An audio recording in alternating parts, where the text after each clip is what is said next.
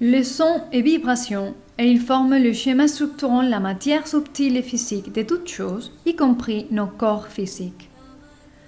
En tant qu'énergie sonore primaire de la source, l'énergie contenue dans la vibration du sanskrit possède de manière intrinsèque la capacité négentropique, c'est-à-dire la capacité de créer de l'ordre. Quel ordre ? L'ordre divin que la vie utilise pour créer et diffuser la matière de manière infinie. Cet ordre est symbolisé par les mathématiques comme le chiffre d'or, phi, et par la géométrie comme la spirale de Fibonacci. Dans notre monde 3D de tous les jours, nous vivons submergés dans une énergie contraire et opposée à l'énergie négentropique, l'énergie entropique. Électromagnétisme des appareils électriques, radiation des antennes TV, téléphone et Wi-Fi, nourriture, boissons et d'autres consommables industriels. L'entropie déclenche un processus totalement inverse à la création et à la perpétuation parfaite des processus négentropiques, conduisant donc au dysfonctionnement, à la dégénération de nos systèmes vitaux, à la maladie et à la mort. L'origine du sanskrit. Le sanskrit est la langue des hymnes védiques qui sont apparus en Inde il y a au moins 5000 ans avant Jésus-Christ. Les hymnes védiques ont été transmis aux sages et médiums avancés de l'époque par des intelligences supérieures à celles de l'être humain. Le son du sanskrit a été étudié par la science de la sémantique qui investigue la relation entre les sons et la géométrie. Chaque son est une fréquence énergétique qui génère une géométrie particulière qui lui correspond. Les investigateurs de le champ de la sémantique ont observé que lorsque l'on prononce les voyelles de l'alphabet sanskrit, la géométrie qui se crée de la boîte à sable ou de la molécule d'eau correspond exactement à la forme et géométrie de la voyelle prononcée. Cela nous révèle que le sanskrit n'est pas seulement un moyen de communication, mais aussi une technologie fine de création. Lorsque vous recevrez les chants en sanskrit, ces sons, qui sont vibrations, vont interpénétrer et modifier la vibration profonde de votre être, laquelle se tient dans le feu vital qui informe et codifie continuellement la matière de votre chair et la matière de vos pensées et de vos émotions. Chanter et réciter du sanskrit permet donc le reparamétrage et l'alignement de nos êtres sur une dimension supérieure qui connecte avec notre nature profonde, qui est finalement pure conscience divine, la matrice créatrice de la vie dans notre univers et dans tous les autres.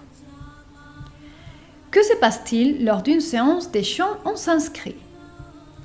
L'effet de cette source de fréquences négentropiques agissant sur les plans physiques a un impact notable sur les plans subtils qui composent l'être humain, les plans mental, émotionnel et éthérique.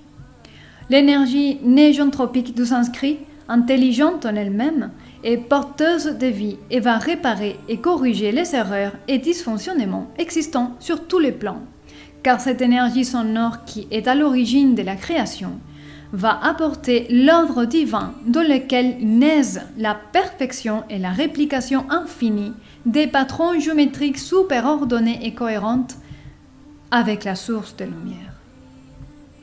Impactés par cette correction profonde, nous devenons la version de nous la plus véritable, la plus pure et authentique qui permettra de vivre la vie dans une qualité supérieure, dans la paix, la joie, le bonheur, l'abondance, l'harmonie et la santé pleine. Quelles récitations en sanskrit sont chantées durant la séance ? On va vous chanter des récitations pour les divinités principales de la culture indienne.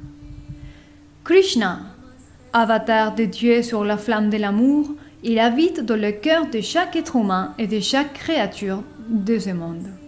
Il est le plus attractif et tous les êtres sont plus tard ou plus tôt magnétisés à lui. Brahma, le Dieu créateur du monde, Vishnu, le Dieu préservateur du monde, Shiva, le Dieu destructeur du monde. La partenaire divine de Brahma est Sarasvati. Elle est la déesse de la sagesse, de la connaissance et des arts musicaux. Elle est habillée avec un sari blanc comme symbole de sa pureté. Elle est très vénérée par ceux qui doivent passer des examens et parler en public. La partenaire divine de Vishnu est Lakshmi, déesse de l'abondance, de la créativité, de la fertilité et de la beauté. Elle est une des divinités les plus vénérées par les femmes indiennes. Shiva a 3 partenaires reconnus. Durga, elle est l'archétype maternel qui est en charge du processus purificateur de l'être humain sur la terre.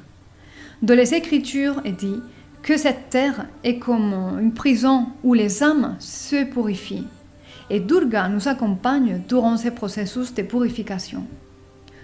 Parvati, elle est l'épouse de Shiva et la mère de Ganesh, qui incarne la conscience divine.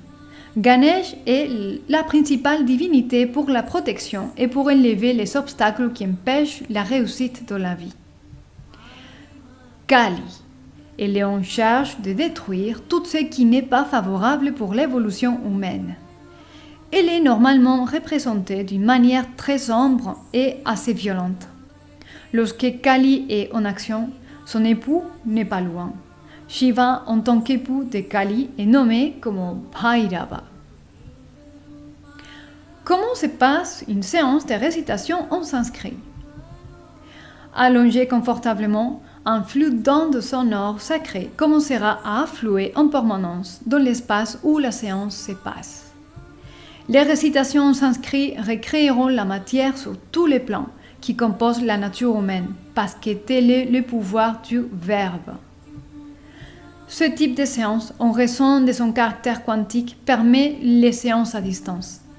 À cet instant, tandis que vous êtes chez vous, allongé confortablement sur votre propre lit, vous recevrez les récitations sanskrites via vos écouteurs ou votre casque.